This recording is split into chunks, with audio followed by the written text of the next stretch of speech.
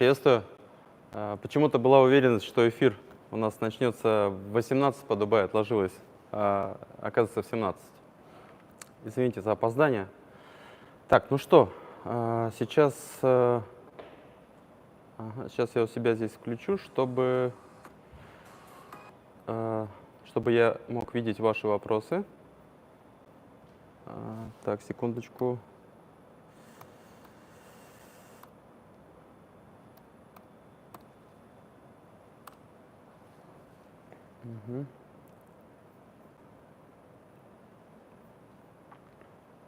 Все, готово.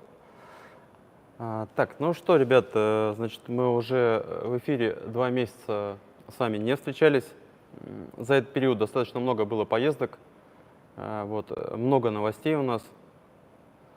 Давайте я сейчас расскажу, что у нас произошло за последние пару месяцев, а затем перейду к вашим вопросам. Так. Ну что, у нас была встреча с министром энергетики города Пенджаб, Индия. По словам министра, технология достаточно интересная, вот, и имеет перспективу быть реализованной на территории этого штата в Индии. Вот. Для этого нами подготовлено письмо, предложение о строительстве 156-метрового объекта, в который будет в себя включать как технологию ветер, так и технологию вода. Вот. На сегодняшнем этапе, спустя 2 месяца, можно отметить, что, значит, собирается комиссия государственная из этого, значит, министерства для посещения нашего офиса, для более подробного ознакомления и уже принятия решения о возможности согласования и реализации проекта на территории Пенджаб. Я надеюсь, они не будут откладывать эту встречу. Вот. Ну, сами понимаете, что если государственная комиссия едет, это бюджет должен того или иного министерства выделить денежные средства на то, чтобы они прибыли сюда. Поэтому это требует решения некоторых бюрократических вопросов. Я надеюсь, они их благополучно разрешат и посетят наш офис. Так, далее. Значит, у нас, как известно, мы на выставке VETEX, которая проходила в ноябре в Дубае, познакомились с очень крупной девелоперской компанией. Называется она Diamond Developers. Она ведет застройку коттеджных поселков, да, как на территории Дубая, так и на территории Шарджи, в Омане. Значит, ссылку на один из их проектов мы уже в ближайшее время разместим, значит, на нашем новостном чате, на нашем новостном канале. От них сейчас есть предложение рассмотреть вариант строительства на территории их поселка, нашего объекта, значит, в Омане, а также еще у них есть предложение рассмотреть город Эрбиль на эту тему. И мы на последней встрече мы договорились о том, что в начале апреля у нас будет возможность посетить эти потенциальные участки под застройку и продолжить диалог. Также мы в январе представили, в ноябре мы представляли проект, новость об этом вышла только в январе, немного запоздала, значит, в Болгарии. Наш проект «Ветер, вода и транспортно-логистическую систему города». Наш стенд посетил мэр города, по-моему, Варна. Вот. Ну, какого-либо диалога с ним на эту тему пока у нас нет, но теперь они знают, что наша технология такая существует, и, возможно, в какой-то момент им будет интересно также обсудить с нами возможность реализации проекта и на их территории. Так, ну, также у нас прошла очередная выставка на территории Вьетнама. Вот, со слов участников этой выставки, наших представителей, мы вызываем хороший интерес у местных властей и девелоперских компаний, но Вьетнам — это также достаточно забюрократизированная страна, и документооборот там медленный, к сожалению. Так, ну что, мы перешли к седьмому этапу по получению патента «Транспортно-логистическая система города» на Филиппинах, с чем я вас поздравляю. То есть уже мы вот-вот получим патент на Филиппинах по транспортно-логистической системе города. Так, что у нас дальше? Также мы участвовали в инновационном форуме, который проходил на территории Индии в городе Чандигарх. Вот. Организаторами являются стартап-эдвайзер Леонов Артем, за что ему огромное спасибо, что он нам предоставляет возможность познакомить граждан Индии с нашими проектами. Ну и у нас, по-моему, это было в январе, Diamond Developers, заместитель генерального директора Diamond Developers, мистер Фади, посетил наш офис, где он ознакомился с нашими макетами, как транспортно-логистической системы города, так и проекта «Вода» и проекта «Ветер». Время от времени нас посещает инновационный детский лагерь, который здесь находится на территории Дубая. По словам нашего молодого поколения, они ничего подобного никогда не встречали, и им также интересно. И очень часто мы слышим о том, что мы также хотим принимать участие в работе над вашими проектами. Вот, я говорю, ну, по окончании учебных заведений, ребят, пожалуйста, обращайтесь. Но пока еще рановато.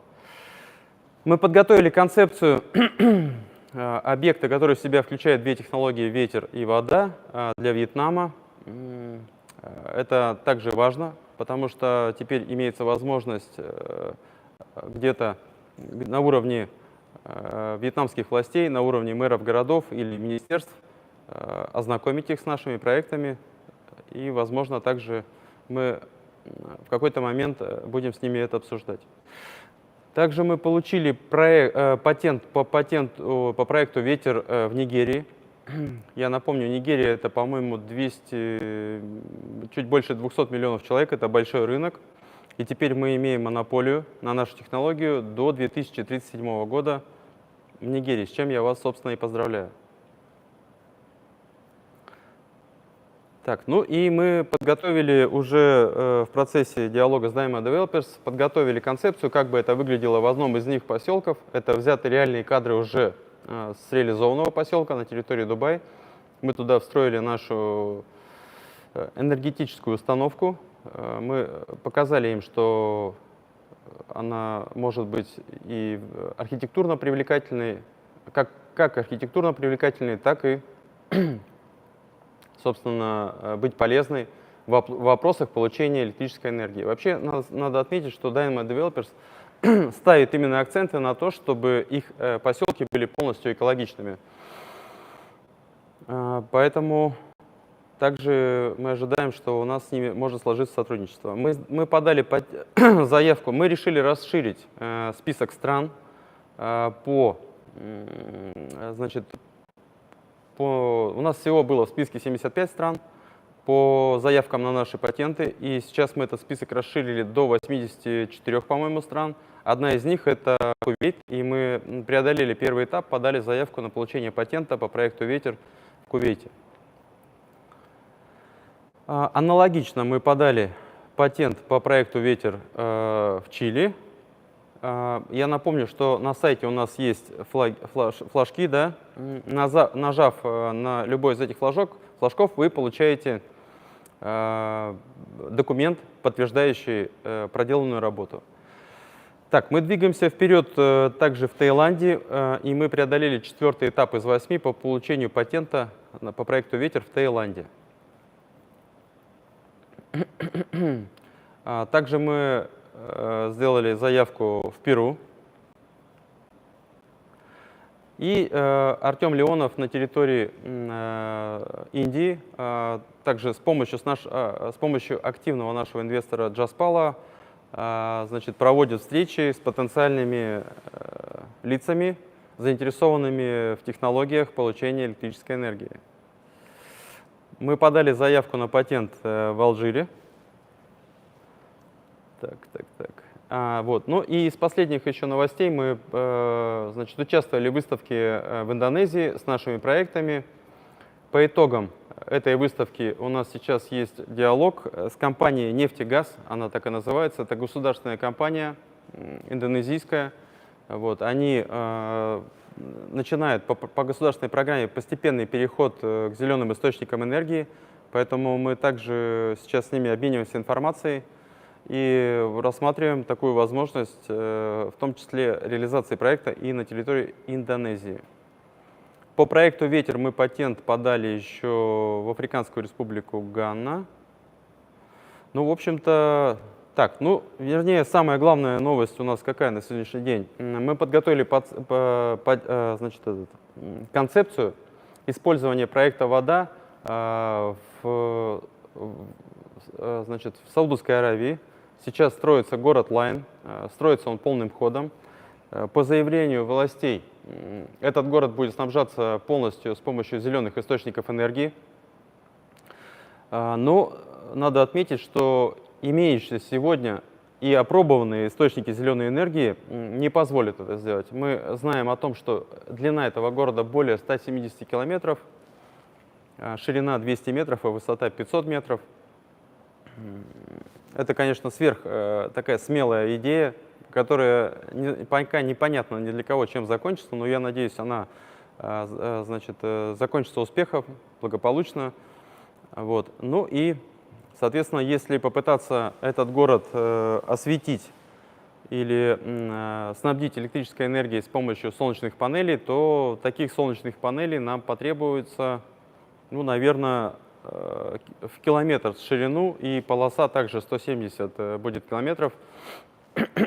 Надо понимать, что такой проект вряд ли осуществим, потому что ну, просто-напросто эти солнечные панели, их необходимо обслуживать, их необходимо мыть, вот, их необходимо охлаждать, потому что при высокой температуре они снижают свою эффективность в своей работе. И проект «Вода» мог бы вполне себе хорошо решить их проблемы получения энергии.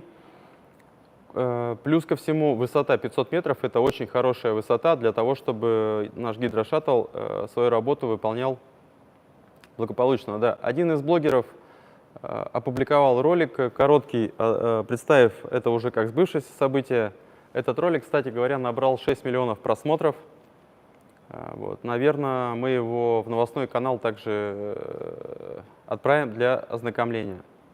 Вот. Ну, из плохих новостей, да, из плохих новостей мы ожидали и пока еще ожидаем визит высших лиц государства, а именно Эмирата Дубай, но пока этого не случилось.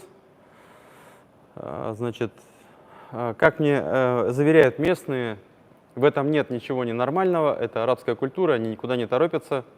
Сейчас начался праздник.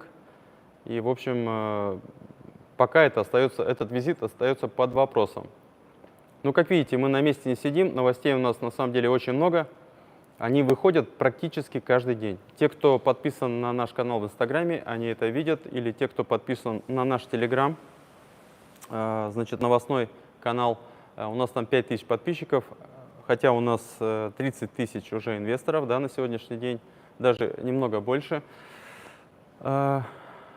Ну, наверное, не все следят за новостями, поэтому, ребята, кому удобно, отправьте, пожалуйста, в чат ссылку на этот самый новостной наш канал, подписывайтесь, будете в курсе событий. Так, ну и что еще? У нас произошел перерасчет, о котором мы давно говорили. Те, кто инвестировал в рассрочку, то есть с отложенным платежом, и вовремя не пополняли баланс своего личного кабинета, неоднократно мы с ними связывались, предлагали значит, продолжить платежи. Ну, кто-то вообще на связь не выходил, кто-то просил отложить, ну, по тем или иным причинам. Мы, на самом деле, всегда идем навстречу в таких ситуациях. Поэтому, ну, кто хотел договориться, тот договорился. Вот. Но сейчас мы получили более 1000 обращений о том, что люди бы хотели отмотать эту всю ситуацию назад, вот, и с тем, чтобы продолжить выкуп наших долей. Вот. Мы на самом деле на эту тему возражений не имеем. Окей, как бы давайте будем дружить дальше. Так, что еще у нас? Ну, наверное, из основного пока все. Поэтому, ребят, давайте сейчас перехожу к вашим вопросам. Ага. Панкаш Синг пишет, окей, вижу, да. Так, время начинается. Какой проект начнется? Подготовку на первом уровне первым. Ну, смотрите, сейчас у нас есть 3 проекта. Транспортно-логистическая система города, она находится вот в этом макете, да. Это система, которая больше всего нравится нашему архитектору главному, Руслану.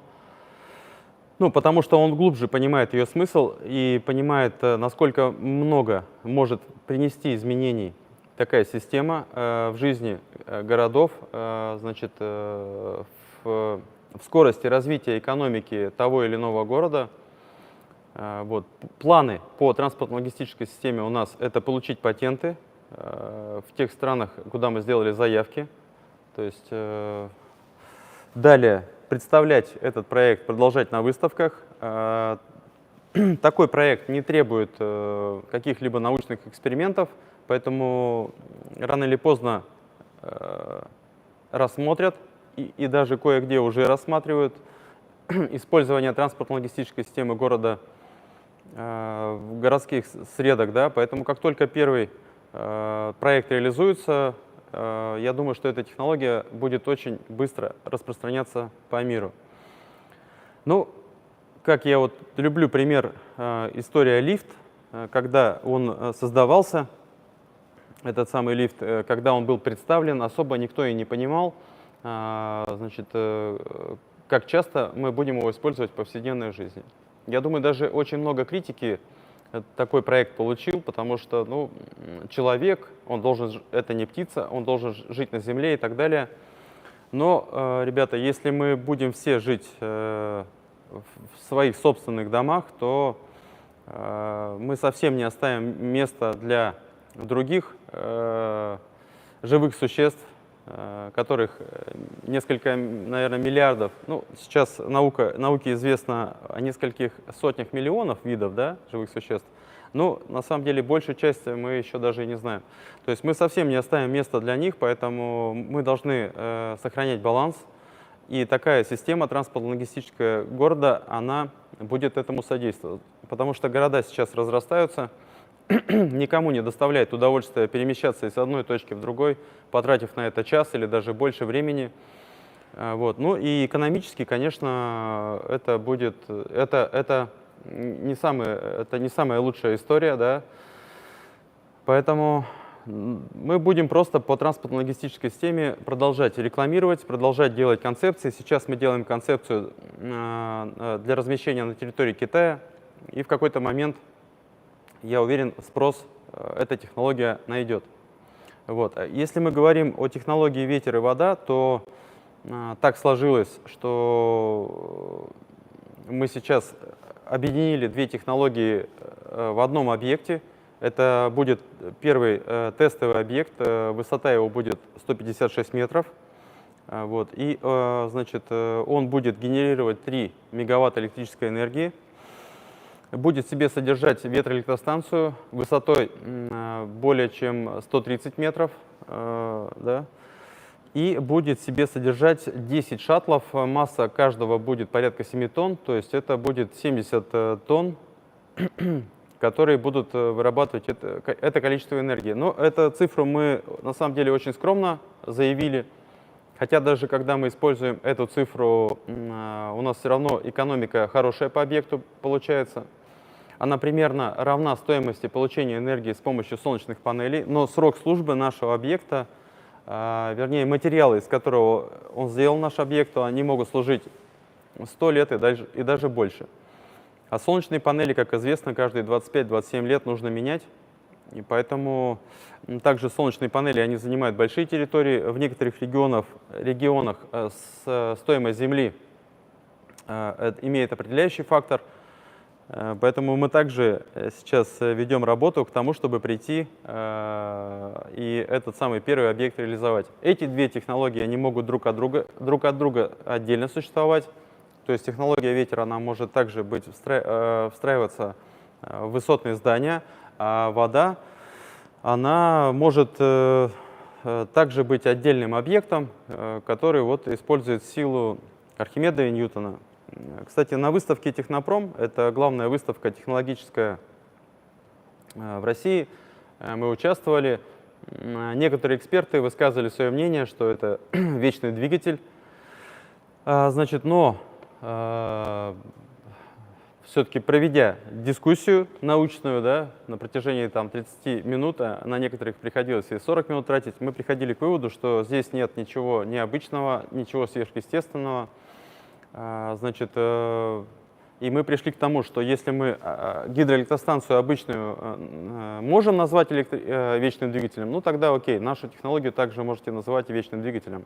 То есть гидроэлектростанция на реке работает за счет того, что облака переносят воду, эта вода выпадает в осадки, реки текут и вращают эти самые турбины. Вот. В нашей истории мы используем силу Архимеда. Кстати, были заявления о том, что уйдет больше энергии на закачку воздуха, но и вы не знаете закон сохранения энергии и так далее. Но тут же в ответ мы им поясняли дополнительно, что значит, воздух, сжатый воздух, который будет находиться под высоким давлением, когда шаттл у нас достигнет своей точки наверху, он будет рекуперироваться. То есть это будут дополнительные турбины, и этот воздух под высоким давлением, когда будет покидать шаттл, выходить в атмосферу, он будет дополнительно вращать турбины, поэтому мы 60% энергии с этого возвращаем. И таким образом шаттл пойдет вниз, и опять у нас будет перетекание воды через центр, и мы получим энергию. И также мы сейчас имеем прототип у нас в офисе. Я на прошлом эфире его с вами, с ним вас знакомил. Вот, он выполнен сейчас в упрощенной форме, не настолько, как он будет в реальном объекте. Ну, в общем, все секреты сразу не стоит раскрывать, потому что там есть еще много что запатентовать. И поэтому, если у нас по проекту «Вода» патент действует до 2040 года, то те значит, вещи, которые мы будем дополнительно патентовать в этой самой истории, срок значит, у нас увеличится нашей монополии, но уже на некоторые детали. Но эти детали, они будут иметь достаточную важность для того, чтобы иметь спрос, в том числе и на них. И, конечно же, все эти дополнения, они будут включаться в этот проект, и инвесторы проекта «Вода», их права, они также будут распространяться и на эти новые запатентованные вещи в этом проекте. Ну, кто знает, может быть, через 2-3 года, 4 и 5 или в процессе строительства или по итогам строительства будут возникать достаточно много еще дополнений, поэтому есть все шансы получить еще, продлять нашу монополию на больший срок, что, несомненно, будет выгодно для наших инвесторов. Так. Ну и, соответственно, по итогам реализации такого первого объекта, я напомню, стоимость у него будет порядка $7 миллионов. Это вполне посильная сумма для проекта, который использует краунд-инвестинг. Поэтому нет никаких сомнений, что эта цель она будет достигнута. Также мы, кстати говоря, подготовили уже проект. Проект мы, наверное, в новостях, если не делали об этом новость, то мы сделаем об этом новость, мы его представим. Там ничего секретного пока нет, то есть нет таких секретов, которые бы еще пока не нужно было распространять, поэтому он может быть в общем доступе, и с ним можно знакомиться. И также мы провели научно-исследовательскую работу с помощью одного очень крупного университета значит, объект испытан на нагрузки, на ветровые нагрузки. То есть мы должны понимать, какой он должен быть, чтобы он был устойчивый, чтобы ветер его не уронил. Так. Так, Руслан пишет. Так, нет, сейчас. Ну, в общем, вот та работа, которую мы сегодня ведем. Есть 3 проекта. 2 из них мы совместим для первого тестового объекта. Очень удачное, я считаю, совмещение, потому что вода сама по себе, она почему-то вызывает больше интереса. Ну, наверное, потому что здесь гарантирована более стабильная работа. Здесь работа этого проекта, она не зависит от солнца или от ветра. Наверное, поэтому интерес есть больше. Так, Руслан пишет, в курсе ли о Колумбийском университете проводили исследования по темпам развития строительства небоскребов? Нет, не в курсе. И, значит, Руслан пишет о том, что количество небоскребов увеличивается на 8% в год. Ну, на самом деле, вполне это может быть. Почему? Потому что стоимость земли, у бизнеса все определяет калькулятор. Когда стоимость земли высокая, и когда квадратные метры в небоскребе получаются дешевле, значит, чем в каких-то небольших зданиях, собственно, поэтому они и имеют свое развитие. Так, значит, а всего небоскребов насчитывается 3251. Ну, здесь надо также учесть, с какой высоты и в каком регионе считается здание небоскребом. То есть в каждой стране свои показатели об этом, да. Допустим, в Дубае здание 200 метров, я думаю, что его небоскребом не назовут, но здание 150 или 200 метров, оно, в принципе, уже позволяет использовать технологию ветер. Ну и какое количество компания сможет продавать таких лицензий, исходя из этих расчетов? Ну здесь, ребята, это также вы пытаетесь заглянуть в будущее. Вот. У нас на памяти только специалист по будущему — это Нострадамус. Не знаю, насколько реальный этот герой, но надо понимать, что города меняются, мир меняется, технологии применяются. Я не знаю, сегодня 2024 год, ну, допустим, что будет в 2030-м, я не знаю, но то, что экономики будут расти, они всегда росли во все времена, и всегда было развитие, и будут расти с удвоенными и утроенными темпами относительно предыдущего десятилетия, поэтому спрос мы точно найдем. И, кстати говоря, ребят, вот сейчас мы имеем уже порядка 30 тысяч инвесторов, а нужно обратить внимание, что реализовав одну даже лицензию, будь то по проекту «Город», или будь то по проекту «Ветер» или «Вода», мы уже сможем всем нашим инвесторам вернуть проинвестированные ими средства, и даже еще останутся денежные средства для того, чтобы они почувствовали прибыль, да, для того, чтобы они получили прибыль. Поэтому, если мы продадим, ну, самый там, пессимистичный прогноз, там, 20 или 30 лицензий, к 2030 году в любом случае все будут в плюсе, и будут в плюсе хорошем достаточно. Но есть все шансы продать и 200, и 300. Вот, а может быть где-то... Ну, давайте опять вернемся к устройству лифт. Даже порядка 130 или 140 лет назад, да, эта технология, она получила очень быстрое распространение по всему миру, и там насчитывали десятки тысяч этих устройств. Десятки тысяч уже через 10-15 лет насчитывали в мире этих устройств. А если мы вспомним первую гидроэлектростанцию, ее, по-моему, автор англичанин, в 18 век, 18 век, так, ради забавы на ручейке он поставил, значит, генератор, который вращал поток воды, и светилась лампочка. Так вот, с того момента, уже через 5 лет, в Америке строилось 3 гидроэлектростанции уже достаточно крупного масштаба.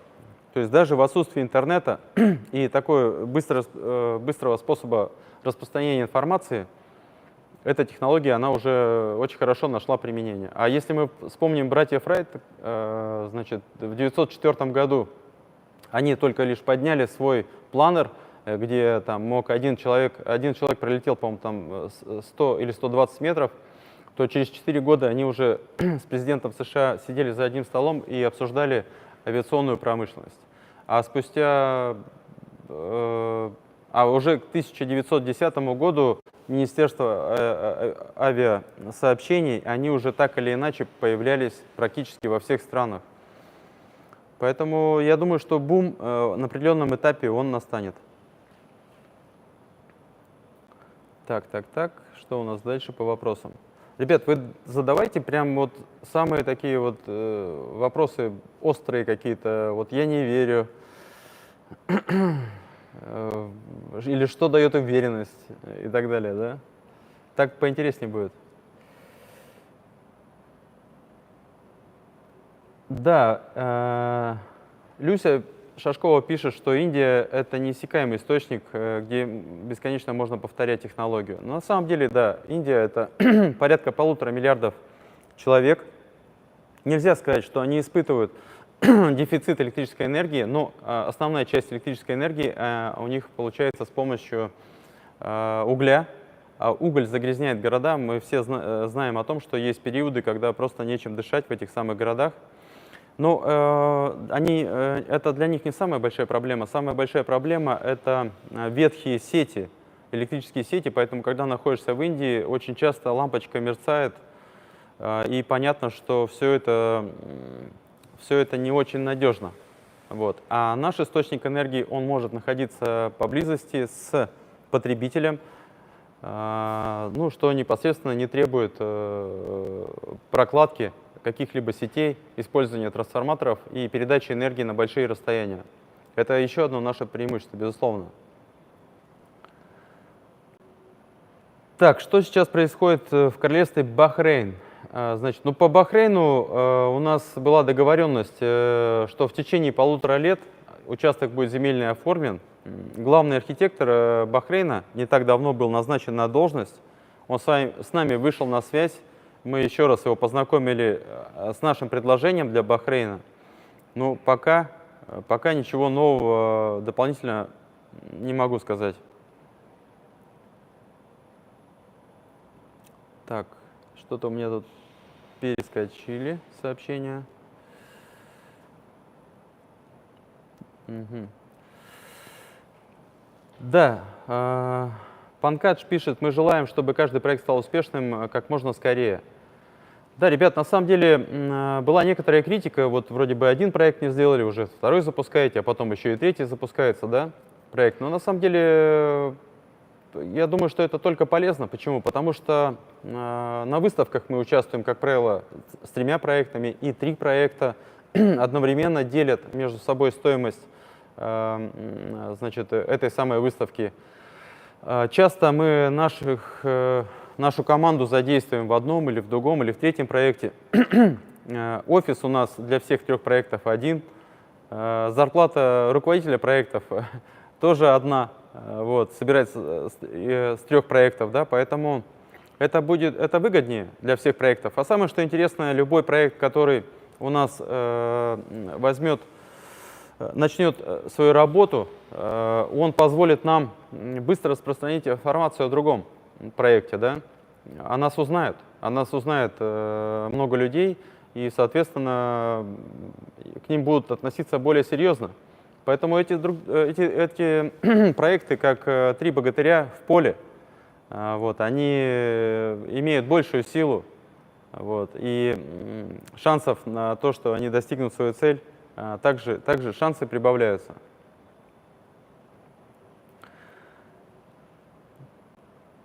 Так, ну и, кстати говоря, вы все помните о том, что мы часть нашей инфраструктуры, часть нашего сайта, ну не часть, а копию, да, мы сдали в аренду компании Dylan Mirror. Это компания, которая развивает зеркала, в которые вы можете увидеть себя с обратной стороны. В новостях у нас об этом была информация. Ну, на сегодняшний день я хочу сказать, что изделие оно поменьше, да, оно попроще в своей реализации, и уже на сегодняшний день установлен первый прототип на самой крупной фабрике интерьерных зеркал в России. Вот. Это город Москва, Нагорная, 17, по-моему, да, адрес. И это я к тому, что когда технология проще, конечно, ей нужно времени меньше, да, для того, чтобы получить свое развитие. Ну, у нас достаточно крупные проекты. Эти крупные проекты, они в себе и несут, в принципе, большие ресурсы, но на это требуется чуть-чуть больше времени. Так, сегодня выглядишь немного уставшим.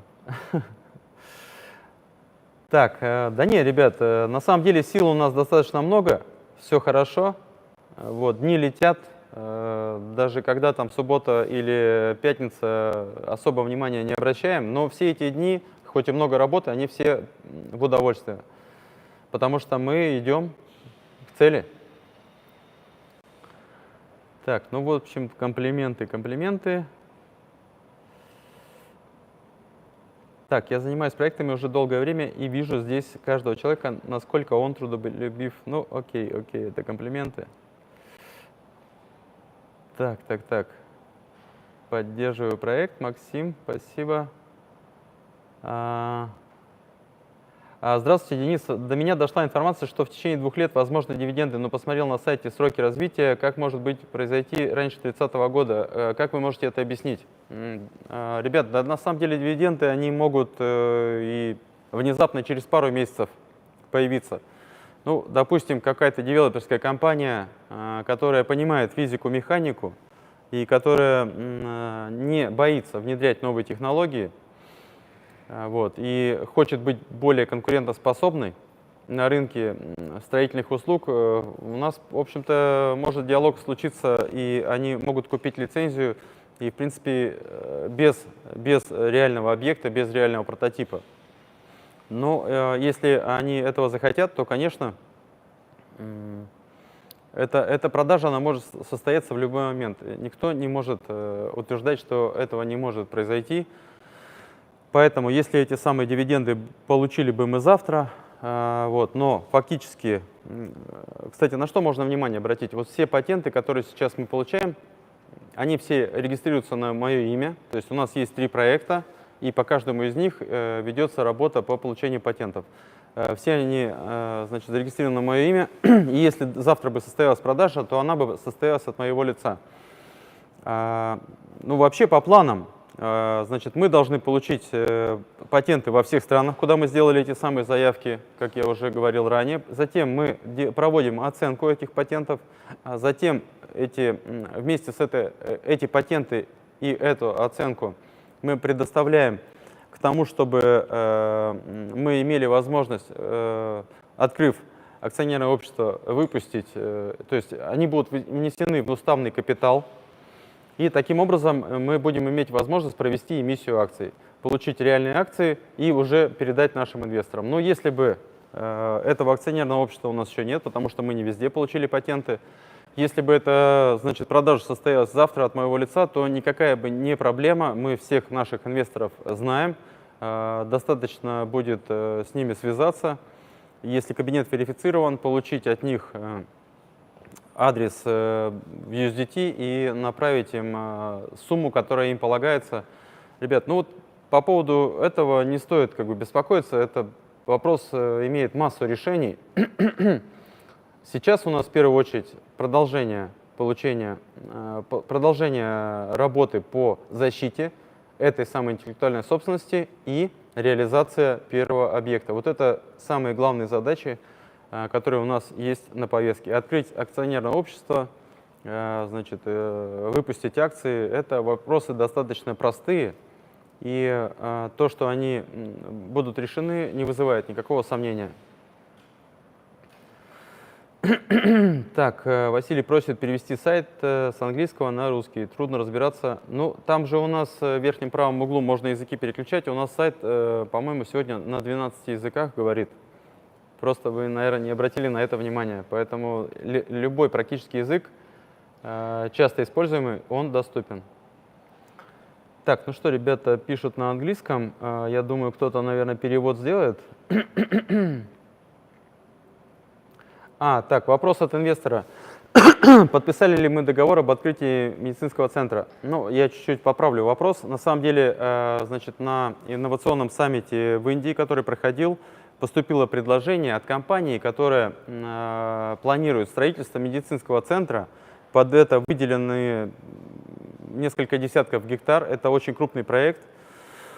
И они заинтересованы в том, чтобы у них был источник энергии. Вот. И буквально 5 дней назад еще одна была встреча, проводил ее Артем Леонов. Интерес у них по-прежнему есть, и сейчас они договариваются, то есть Артем Леонов обсуждает с ними, как это все оформить документально, чтобы это все совпадало с законодательством Индии. Поэтому мы готовы, мы открыты. И если они нам говорят, ну у нас уже земля есть, вы заходите, начинайте. Мы говорим, ну вы нам покажите сначала разрешительные документы о том, что значит, такой объект может быть реализован значит, на этой территории.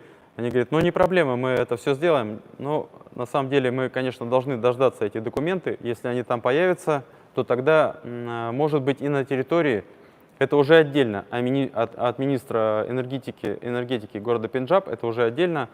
Тогда мы, в общем-то, и на их территории можем такой первый объект реализовать. Поэтому переговоры на эту тему, они ведутся. Так, когда будут проданы акции компании? Ну, я чуть выше ответил на этот вопрос. Вопрос от инвестора. Какая стоимость строительства для двух технологий? Ну, речь идет, я так понимаю, о нашем первом прототипе, высота которого будет 156 метров. Она будет составлять порядка 7 миллионов долларов.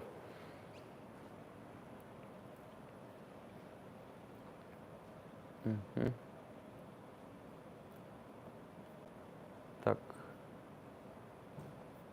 Сейчас, секунду, чуть-чуть.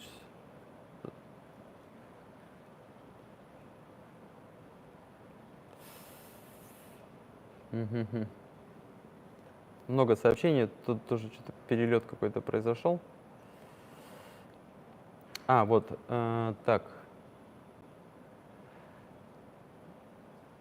Ну вот, Руслан также пишет, ну да, относительно прогресса количества строительства высотных зданий. С 50-го года она, если работает, эта математика, то есть имеется в виду, что имеется постоянный прирост.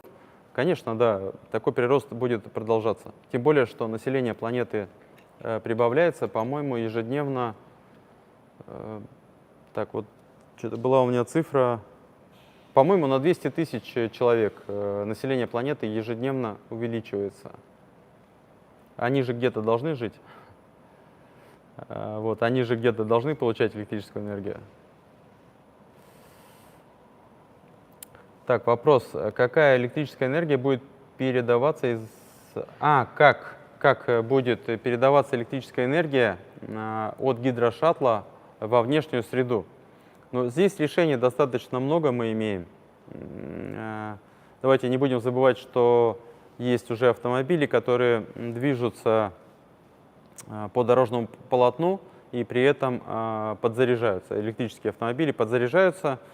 При этом прямого контакта с сетью они не имеют. Некоторые вещи еще пока рановато раскрывать, но я вам привел аналоги, которые уже существуют и работают в мире. Поэтому не думайте, что это какая-либо проблема.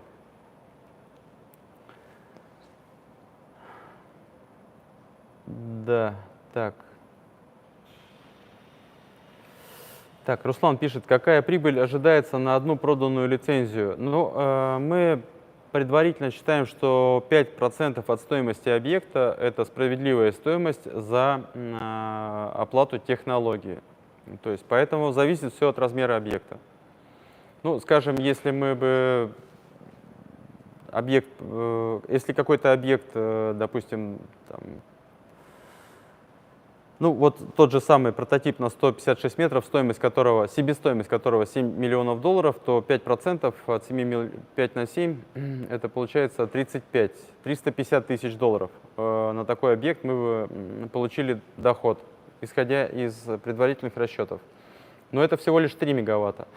А в одном лишь только Дубай солнечный парк сегодня генерирует 1200 мегаватт электрической энергии. На сегодня уже строятся дополнительные источники, также это солнечные панели, на 456 мегаватт.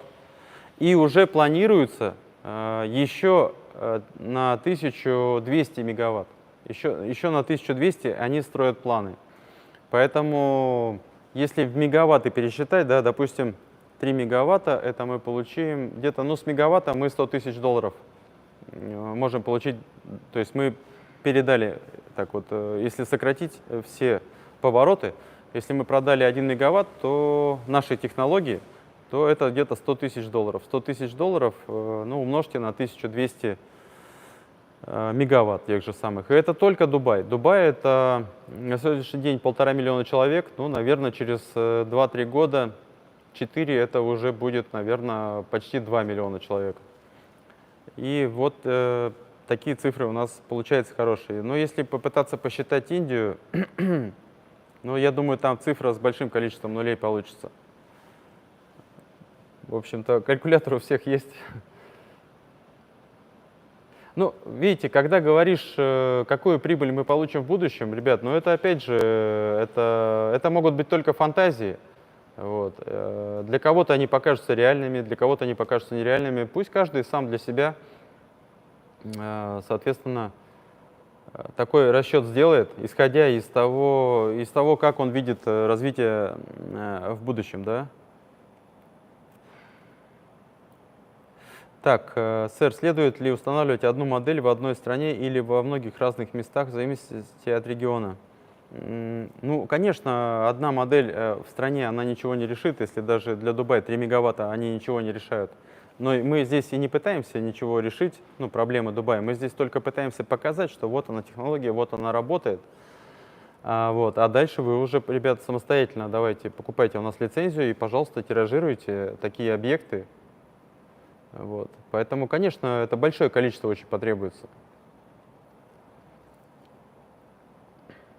Ну, а объем потребления энергии, он примерно одинаковый. Вообще Африка на сегодняшний день имеет порядка 65% дефицита электрической энергии. Вот. Но дефицит, он во многих странах есть. Может быть, только в странах Советского Союза особо этого дефицита нет, потому что в определенные времена очень много было инвестиций в вопросы получения энергии, очень много гидроэлектростанций, очень много теплоэлектростанций, очень много атомных станций. И некоторые регионы, они на самом деле имеют даже переизбыток этой самой электрической энергии, но это скорее исключение, чем правило, если мы говорим обо всем мире.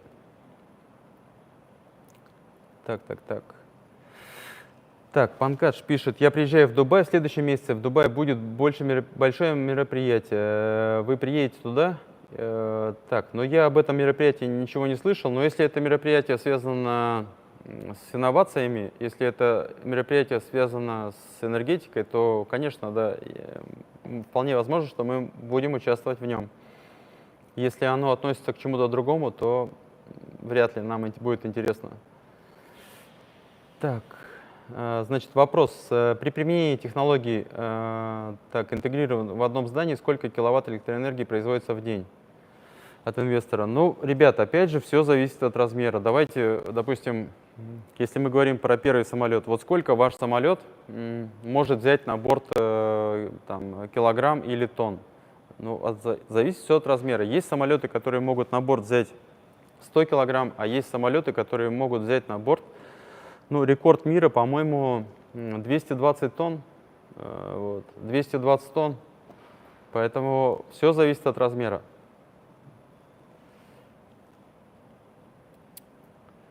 Так, в 2023 году вы говорили, что если ничего не изменится, в ноябре в Дубае будет построено здание электростанции. До сих пор нет прогресса строительства. Да, все верно, я так и говорил, но я не говорил, что оно будет построено. Я говорил, что мы должны будем получить участок к этому времени. И я напомню, что мы уже давно ждем высших государственных лиц в нашем офисе в Дубае. Ну, почему-то они пока не соизволили выполнить свое обещание. То есть я получил обещание о том, что они посетят нас, но пока это обещание не выполнено, ну, по словам местных, вот, это не значит, что кому-то неинтересно или кто-то кого-то не уважает. Это означает, что это просто арабская культура. Поэтому мы по-прежнему ждем, но время даром не теряем. Мы, как вы знаете, ведем диалоги, как я уже говорил, из Diamond Developers. И буквально 3 дня назад мы имели диалог с компанией «Нефтегаз», индонезийской компанией. Значит, позднее об этом появится новость. Также у нас есть договоренность с Бахрейном и с Индией. У нас уже 2 заинтересованных источника. Да, это министр энергетики города Пенджаб и значит, компания, не помню название, которая планирует строить медицинский центр, с которой мы познакомились на инновационном саммите в Индии, в городе Чандигарх.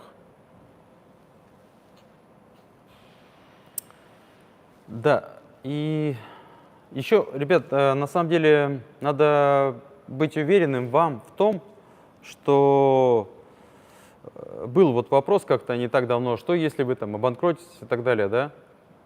Обанкротиться может только компания, которая имеет долги. Вот. У нас долгов этих нет.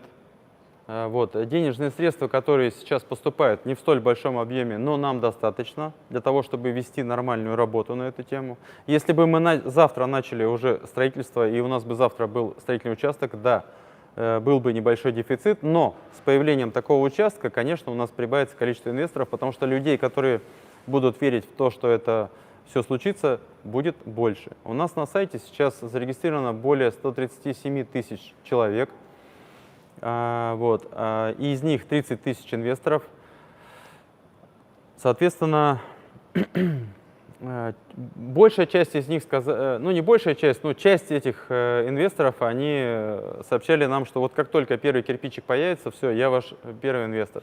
Мы под наблюдением большого количества людей и с появлением такого участка, тогда как раз, когда нам понадобятся эти самые денежные средства, тут же у нас будет достаточное количество инвесторов, сомнений в этом никаких нет.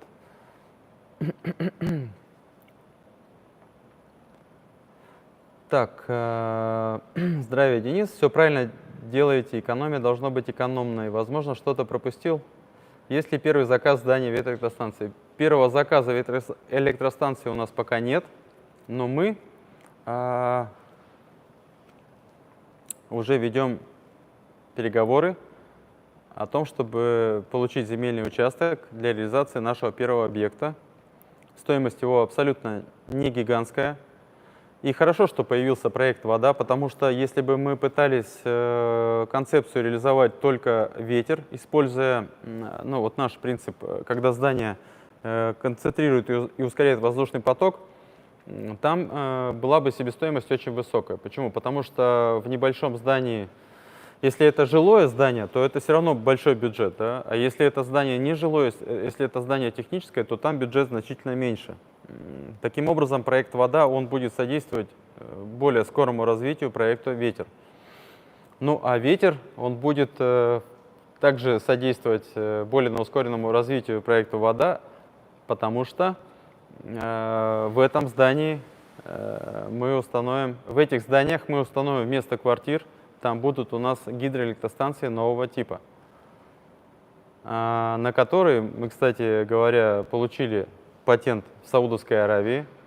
Вот. И, ребят, ну представьте, если мы докажем, а мы это сделаем, да, или если бы уже сейчас мы бы могли продемонстрировать им реальный объект, который работает, ну, шансов бы никаких не было. Значит, те, кто строит этот самый город Лайн, обязательно бы с нами договорились о том, что они желают эту технологию видеть у себя, потому что она абсолютно безопасная, она полностью экологичная. Мы не используем никаких химических средств, она не несет в себе никаких выбросов, абсолютно никаких. Это просто, ну, вот как гидроэлектростанция, только еще более экологичная, потому что когда гидроэлектростанцию ставят на реке, обычно затапливают большие территории, где были леса, где жили и тигры, и медведи, а эти значит, территории теперь затопленные, да? Это на самом деле плохо влияет на экологию планеты, это разрушает сложившуюся инфраструктуру. В нашем случае этого не происходит. Вот. Поэтому она абсолютно пожаробезопасная, она не шумит, она абсолютно предсказуемая, в ней нет каких-то критических нагрузок в какой-то момент. В общем, очень стабильная, понятная вещь.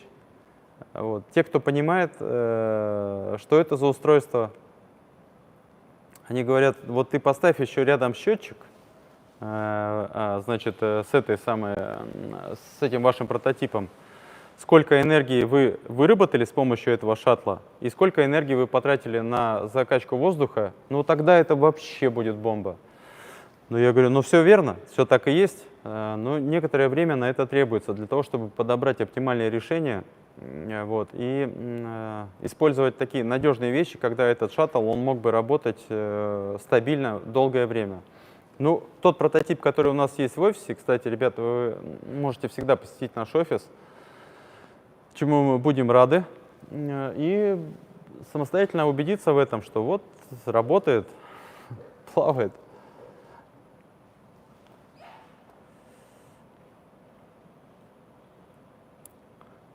Так. Так, я купил давно, значит, доли, но я в рассрочку, но я перестал инвестировать по финансовой трудности. Что будет с моими долями, пока я не могу приостановить рассрочку? Ну, смотрите, нужно просто связаться с поддержкой и сказать, что вы хотите получить некоторую паузу там, на 3 месяца, на 5 месяцев или на 6 месяцев, или увеличить срок выплаты. Но в любом случае, для того, чтобы мы могли, мы такие случаи, мы их индивидуально, да, разбираем. Для того, чтобы мы могли найти удобный вариант для вас и для нас этот вариант же тоже как бы удобный. Мы же не можем не платить зарплату, мы же не можем не платить, оплачивать работу по изготовлению наших прототипов, приостановить эту работу, да, то есть мы все время должны двигаться, поэтому вы должны также понять, мы же заручились вашей поддержкой, когда вы взяли эти доли в рассрочку, да,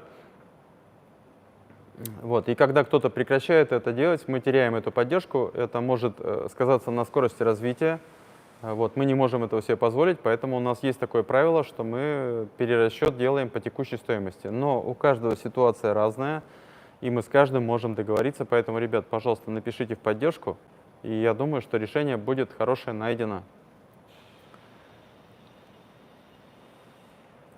Так, вопрос. Проект провел семинары во многих странах. Так каковы же условия строительства технологии? Ну, вопрос такой немного неточный.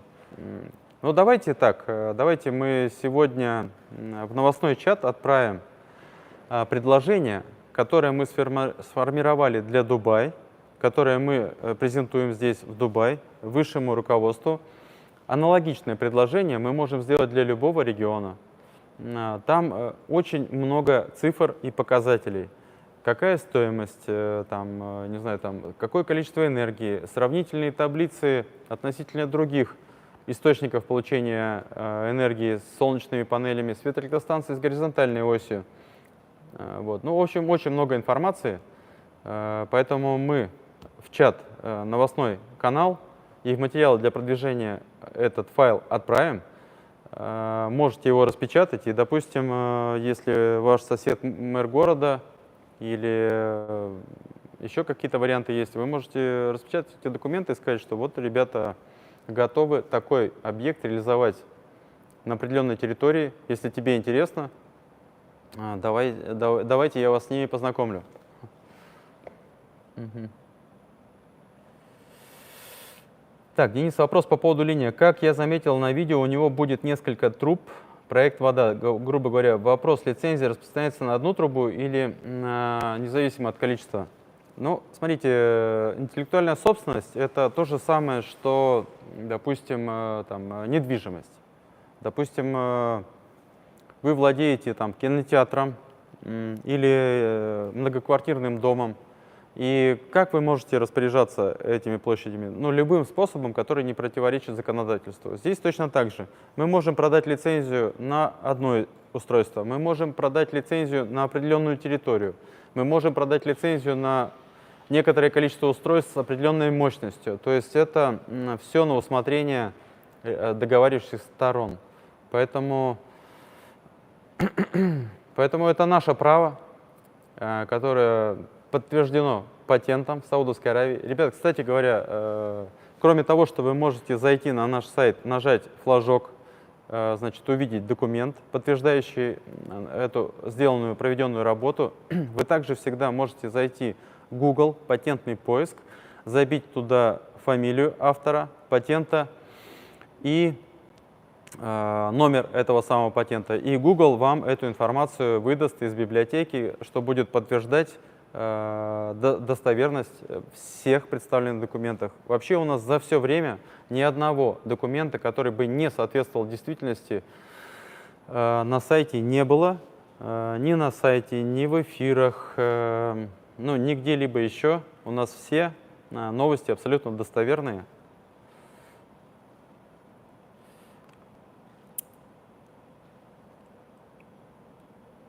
Да, вот Артем, кстати, пишет, Моргунов, мы, значит, документ опубликовать.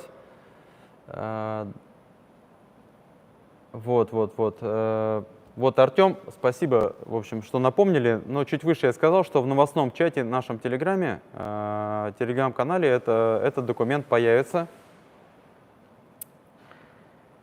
Так, поэтому всю информацию предоставим. Спасибо, что обратили внимание. Давид пишет, как себя ведет технология вода при высоких и низких температурах? Так, ну, смотрите, относительно высоких температур, ну, на планете Земля рекорд, по-моему, зафиксирован в пустыне на территории Ирана, порядка 72 градуса, плюс 72 градуса, если я не ошибаюсь. Ну, такие температуры экстремальные, они редко бывают. Ну, допустим, Дубай — это, скажем, там 50, да, в летний период. Ну, при температуре 50 градусов вода особо свои свойства никак не меняет, поэтому, ну, положительные температуры, скажем так, ну, никак не скажутся на работе этого не прототипа, а объекта, да. Если мы говорим о низких температурах, то на самом деле такой вот, я не знаю, история из жизни. Когда-то я работал на строительных объектах, когда мне там было 24-25 лет. Я работал уже мастером, чуть позднее был прорабом на строительном объекте, самостоятельно вел строительство этого объекта. И все это было на территории Сибири. Вот. И на объекте всегда нужна вода, где-то разбавить там раствор там, и так далее. Поэтому мы простым образом поступали. Это была 200-литровая бочка. В нее врезался тен размером примерно как у обычного чайника. Туда вечером накидывался снег в эту самую бочку, да? Накрывалось это все просто-напросто там какой-то крышечкой, картонкой. И к утрам мы приходили, и там была теплая вода. Вот. То есть для холодных регионов я хочу сказать, что также можно несложно обеспечить условия, когда вода не будет замерзать. Вот. Если вы в холодном регионе, ну, проведите подобные эксперименты, в этом убедитесь. Будем считать, что некоторые изменения в проекте потребуют, значит, наличие разных температур в разных регионах, но это все вопросы также решаемые. Так, Денис, как вам пришла идея по проекту «Вода»? Почему вам не выпустить ваши книги о вашей биографии по вашим проектам? Ребят, ну, на самом деле, писать это интересно. Несколько у меня статей есть, которые так и не увидели пока свет. Я на самом деле сейчас занимаюсь кандидатской работой. Вот. Именно она касается городов, устройства городов, вот, где будет идти речь и о новой системе транспортно-логистической системы города. Вот, уделяя этому буквально пару часов в неделю. Я думаю, через месяца 3-4 я уже ее отдам на проверку своему научному руководителю. Ну, если говорить про книги и про биографии, ну, обычно это делают, когда уже цели достигнуты. В общем, так сказать, знаете, не очень удобно. То есть, если представить, что мы движемся к вершине горы, то одновременно с этим заниматься написанием чего-то не всегда удобно. Вот. Обычно это экстремальные такие условия, которые требуют полной отдачи сил, времени. Поэтому пока, ребят, некогда, пока нам не до этого. Давайте достигнем сначала наших главных целей, вот, а потом уже сядем за книги и будем писать разные истории полезные. Кстати говоря, у нас на канале значит, появится скоро вкладка «Научные фильмы СССР», вот, содержащие в себе особо ценную информацию, изложенную достаточно доступным языком для больших масс. Эти все фильмы, они будут иметь субтитры также, по-моему, на 12 или 14 языках. И каждый из них, то есть каждый теперь сможет постепенно знакомиться с этими фильмами научными, да, советскими. Он может получить информацию, которую как-то в жизни использовать, может быть, также что-то новое предлагать для мира, изобретения. Но, во всяком случае, проведя с книгами, так, 12, ну, порядка 7 лет, с этими самыми советскими книгами порядка 7 лет, ну, вот мы сейчас видим результаты. У нас есть 3 очень хороших проекта, а изобретений, ну, их там больше десятка. Вот, и патенты уже в самых разных странах. Вот, поэтому, ребят, наличие информации, оно предоставляет неограниченные возможности. Я всем желаю иметь эту информацию, правильно ей распоряжаться и ставить перед собой цели и их достигать. Ну что, друзья, на этом сегодня наш эфир будем считать завершенным. До новых встреч. И также я хочу сказать, что мне на самом деле очень даже не терпится уже поскорее приступить к реализации объекта. Ну, уже многое на подходе, и эти говорят сейчас, и здесь говорят сейчас, но по каким-то причинам где-то там какие-то у них там задержки и так далее, какие-то согласования. Значит, ну, я на эти вещи влиять не могу. Вот. Все, что я могу делать, это расширять круг наших контактов, поэтому мы продолжаем нашу выставочную деятельность. И скоро у нас будет запущен небольшая акция, где мы будем значит, раздавать, дарить некоторое количество долей значит, в одном из наших проектов. Кроме того, что нужно будет сделать лайк, нужно будет еще также отправить ссылку на этот наш ролик, рассказывающий о технологии в какую-либо энергетическую или строительную компанию. Поэтому если каждый участник этой акции, я так предполагаю, будет у нас их пару тысяч человек, отправит в 2, а может быть и 3 адреса, то это тоже хороший способ для распространения информации о наших проектах, который также может привести к более ускоренному развитию событий. Ну что, ребят, спасибо всем. Всем до свидания.